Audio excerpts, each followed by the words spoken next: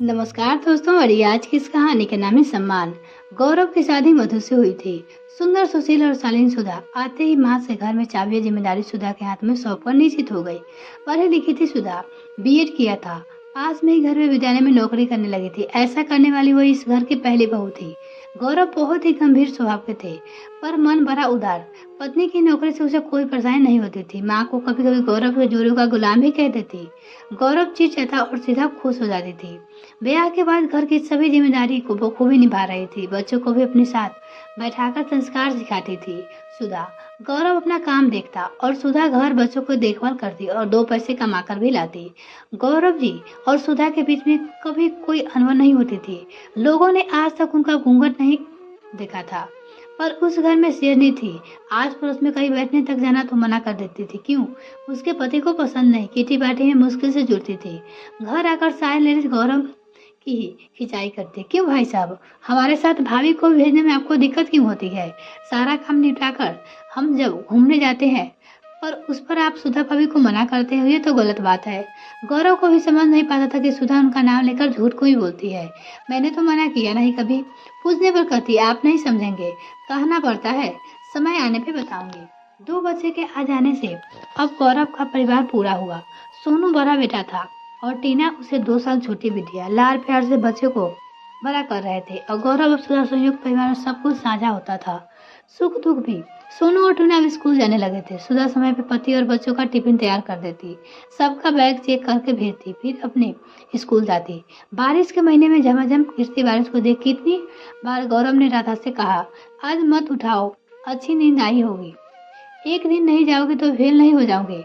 सुधा के पास जवाब हमेशा तैयार, क्यों नहीं जाओगे? बारिश से पकौड़े दे दिए हैं टिफिन में, साथ में मंगोरी भी है, मजा आ जाएगा खाकर। आप बाहर से बस आवाज दीजिए इन्हें। गौरव बाहर निकलकर बस धीरे से नाम लिया, उन दोनों को उठाने लगा। यहाँ अंदर सुधा मात्र शक्ति बने दोनों को कान फुसाने देखो कहती, देखा बच्चों, तुम्हारे पापा पढ़ाई में पूजा मानते हैं। अगर तुम नहीं गए स्कूल तो उनका अपने धर्म से विश्वास हिल जाएगा। मम्मी की ऐसी बातें सुनकर सोनू और टीना रोज नहाते भी, एक्सरसाइज भी करते। माँ ने बोला रखा था, पापा चाहते हैं ऐसा। गौरव कभी कभी सोचता कि संवाद तो मुझसे होता नहीं बच्चे से, और एक ये है कि मेरे नाम से जबरदस्ती डराए रहती है। पूछो तो फिर कहेंगे बाद में। बच्चे बड़े होने लगे और उसका आचरण सुधा ही देखती। बेटे की सख्त हिदायत थी कि ज्यादा देर तक होने से घर निकाल देंगे पापा, पुलिस से पकड़वा देंगे पापा, कभी जाएंगे नहीं जमानत करने और ना मुझे करने देंगे पापा। फिर बोले पढ़ाई के लिए हॉस्टल या फिर पीजी सब पापा के हिसाब से करना। पिता है तुम्हारे, उनके आशीर्वाद से ही तुम दोनों सफल होंगे। सुधा के तीर कभी खत्म होते नहीं। इनकी तरकस बहुत तीर सुरक्षित है, बाद में सही समय पर फिर इस्तेमाल करेगी ये सुधा जी। बेटे की पढ़ाई खत्म होते ही नौकरी लगे दूसरे शहर में। गौरव ने कहा, सोनू को अब शादी विवाह के बारे में सोचो वकलदार, दुल्हन को लेकर जाना होगा अपने साथ। सोनू बस जी पापा बोलकर रह गया। रात में मम्मी से बताने लगा शादी.com की लड़कियां के बारे में। देखो मम्मी, ये सुंदर है ना, जॉब भी करती है, परिवार भी अच्छा लग रहा है, बस एक ही उलझन है कि भी जाती है। सुधा चौकर बोली, धीरे से बोलो सोनू, तेरे पापा ने सुन लिया तो अनर्थ हो जाएगा। तुझे तो घर से निकालेंगे ही, मेरे बिटिया बिस्तर को ही फेंक देंगे, सजातीय के बिना नहीं मानेंगे। और पापा, आप ही क्या जात पात मानती हो? आपको तो बचपन से ही देख रहा हूँ, पापा जितने सख्त है आप उतने ही कूल हो। आपको तो मना लूंगी, पर पापा को मनाना असंभव है, आप ही बात करके देखिए। सोनू ने लाड़ से करते हुए कहा। गौरव की माँ बेटे के पास चुके थे। उन्होंने सोचा कि कब से जात पात मानने लगा है, मेरे बेटे को पसंद है तो बस, और क्या चाहिए। नहीं, आज तो सुधा से पूछना ही पड़ेगा, क्यों खुद को निरुपाय बनी रहती है और मुझे खलनायक बनाकर रखती है बच्चे के सामने। सोनू जाकर देखा, सुधा ने भी गौरव से दूसरी तरफ मुंह करके लेटा। तुरंत समझ गई कि मामला गंभीर है। पास जाकर हिलाया और बोली, तबीयत ठीक है ना आपकी? खाना भी नहीं खाया, पैर में दर्द हो रहा है तो दवा लगा दूं। गौरव जी गुस्से में बिलबिलाए थे कि बोले, तुम्हें शर्म नहीं आती सुधा? और कब तक मुझे बेटे से सामने गुस्सैल अकुर जिद्दी पिता बनाकर रखोगे? खुद तो सारा दिन बेटे के पल्लू से बंधे रखती हो और मेरे बारे में झूठ बोल रहा कर मुझे पूरा पिता बना दिया। मैं कितना प्यार करता हूँ उनसे, क्या तुम्हें नहीं पता? बचपन से ही बेटे बेटी को मेरा तकलीफ परिचय दिया, तुम अच्छी माँ बन गई, मुबारक हो। मैं बुरा पिता बनने के जल्लाद चाहूंगा क्या? सुधा समझ गई थी कि आज पतिदेव का पारा ज्यादा ही चढ़ गया है। असली बात अब बतानी तो पड़ेगी। पति का हाथ अपने हाथ में लेकर बोली सुधा, सुनिए जी, हम माँ न गाय होती है। जैसे ही बछड़े संभलते हैं हम माँ संभालना शुरू कर देती है। बच्चे की अच्छी माँ बनने का तमन्ना नहीं चाहिए। आप पिता है, इस कारण कमाऊ पुरुष, आपका रौब और दबदबा सदा बने रहना चाहिए। तिनका तिनका जोड़कर आपको शौक मारकर हमने घर बनाया, परिवार बनाया। एक गलती से पूरा परिवार टूट सकता है, रिश्ते टूट सकते हैं। आप पुरुष का घर खोटा होते हैं जिससे गाय और बछड़ी बंधे होते हैं। कहीं भी जाए कुछ भी कर ले पर घर आकर आपसे ही बनना है। सुधा गंभीर होकर बोले जा रही थी और आंखों से निर्मल धारा बह जा रही थी। गौरव ने आंसू पोंछते हुए कहा, पर सुधा तुम भी तो कभी मुझसे डर नहीं रही हो। तुम्हें हर आजादी दी है मैंने, इस घर को बनाया भले मैंने, पर घर को तुमको बनाया है। मैंने हमेशा तुम्हारा साथ दिया, सम्मान दिया, प्रेम दिया। तुम क्यों झीठ अपने आप को साथ ढोल रही हो कि मुझसे डर लगता है।